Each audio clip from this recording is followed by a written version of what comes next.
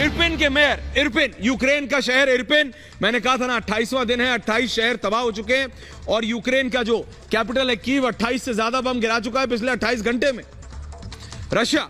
लेकिन sir Irpin के mayor का बड़ा आरोप है रूस ने व्हाइट फॉस्फोरस बम गिराए हैं 22 मार्च की रात को हॉस्टोमेल में इरपिन में गिराए हैं white phosphorus bomb. White phosphorus bombs have been dropped, गिराए गए हैं रशिया की आर्मी के द्वारा इरपिन में और हॉस्टोमेल में। कर्नल साहब के पास आ रहा हूं पीआईपी में। कर्नल साहब, सर अगर इस तरीके के बम्स का इस्तेमाल होगा, अगर white phosphorus bombs will be used, तो फिर क्या होगा सर? कर्नल, ये करता क्या है सर व्हाइट फॉस्फोरस बम? सर अगर मैं बताता हूं, ये अगर व्हाइट फॉस्फोरस बम एक्चुअली रशिया ने इस्तेमाल किया है तो ये बहुत अनएथिकल बात होगी। लेकिन अब आ जाएंगे कि इरपिन के जो मेयर साहब कह रहे हैं, आपको क्या लग रहा है कि अगर कोई इतना high grade illegal bomb Russia इस्तेमाल करेगा और वेस्ट को पता ही नहीं चलेगा? ये जो सैटेलाइट इमेजरी है, ये जो बाकी चीज़ें हैं, जो उनके ग्राउंड इंटेलिजेंस हैं, जो सर्विलेंस हैं, ये इन सबको पता नहीं चलेगा और वो इस बात को कभी नहीं बोलेंगे। हमें एक मेयर की बात पर बात मानना पड़ेगा। देखिए, इस समय Ukraine propaganda warfare, information warfare में है।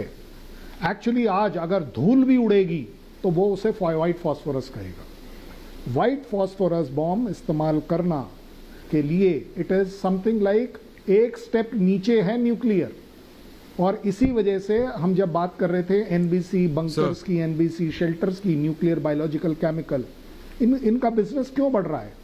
इसी वजह से बढ़ रहा है क्योंकि जब इस तरह की अफवाहें चलेंगी, भगवान ना करे कि अगर कल एक्चुअली व्हाइट फॉस्फोरस बॉम्ब इस्तेमाल होने शुरू हो जाएं खुलेआम, जिस तरीके से अगर मेयर साहब कह रहे हैं, मतलब ये वो वाली बात है कि आप न्यूक्लियर बॉम्ब की फिर उंगली लगाकर नहीं बैठे हैं, आप उसके ऊपर ही बैठ गए हैं बटन के।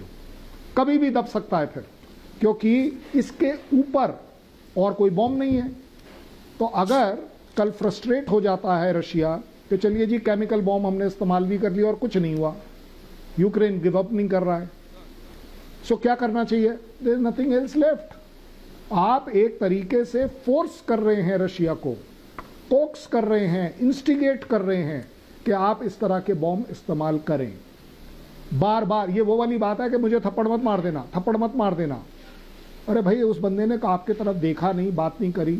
आप एक बात बताइए ना, आपने जॉर्जिया इंसिडेंट से क्या सीखा यूक्रेन ने? कि यूएसए सपोर्ट करेगा?